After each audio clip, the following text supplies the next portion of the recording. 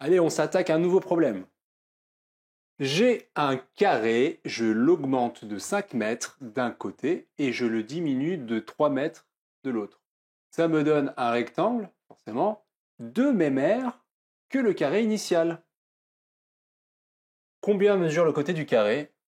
C'est toute la question.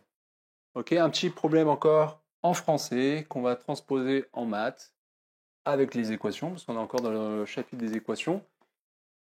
Donc, encore une fois, comment on va passer de ça à une équation et à obtenir cette fameuse inconnue qui est le côté du carré pour lequel tout ça marche. Moi, ce que je vous propose, avant de partir directement à savoir quelle équation on va faire, juste un petit schéma pour comprendre. Je fais juste un carré, pas de souci de longueur. Hein. Ok. Donc il a une certaine aire, comme ça. Et cette aire est égale au rectangle. Alors là, pareil, hein, je ne sais pas combien mesure ça, donc je fais à peu près. Je sais que j'augmente d'un côté. Donc là, je vais le faire un peu plus large. Ok. Et je le diminue de l'autre.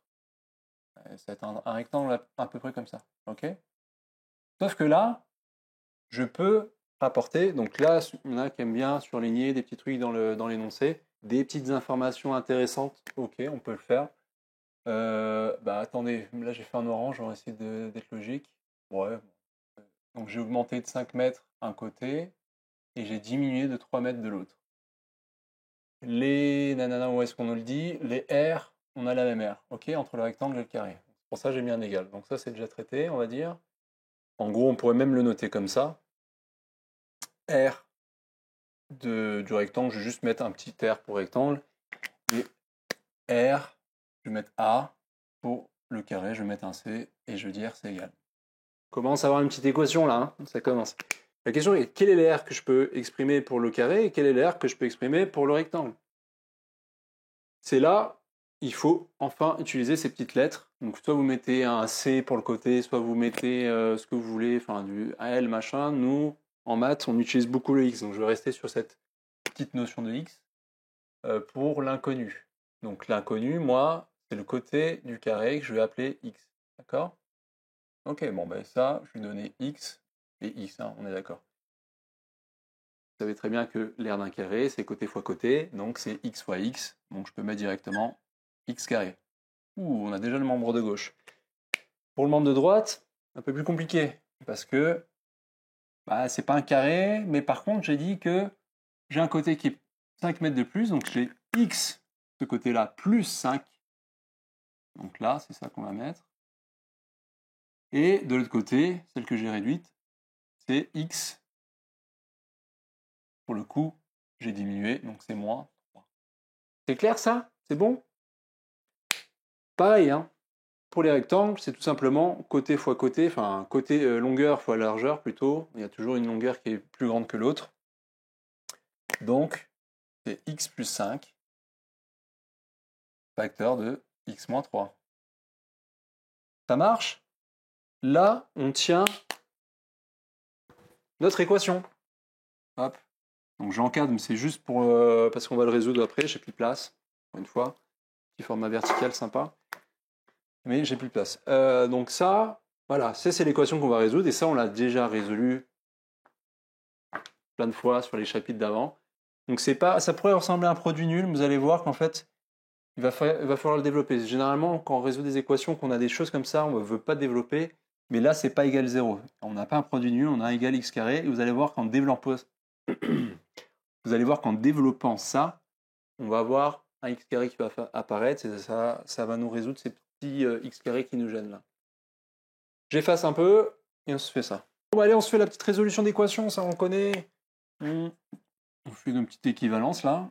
Là, bon, le membre de gauche, je n'y touche pas pour l'instant, je ne sais pas ce que je vais faire, mais je fais une double distribution comme je vous ai expliqué. Donc j'ai x fois x, je vais mettre directement x carré, j'ai x fois moins 3, je vais tout simplement mettre moins 3x. 5 fois x plus 5x. 5 fois moins 3, moins 15. Je vais un peu vite, c'est pas le but d'expliquer comment on fait une double distribution. Là, je vous réfère au développer factoriser le chapitre.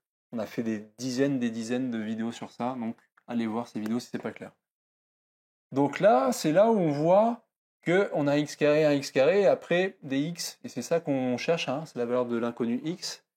Et regardez ce qui se passe, quand je vais passer les x carrés ensemble, je vais passer x carré, je reprends. Je vais passer le x carré ici, qu'est-ce que je fais? Je change le signe de x carré, donc j'ai x carré moins x carré.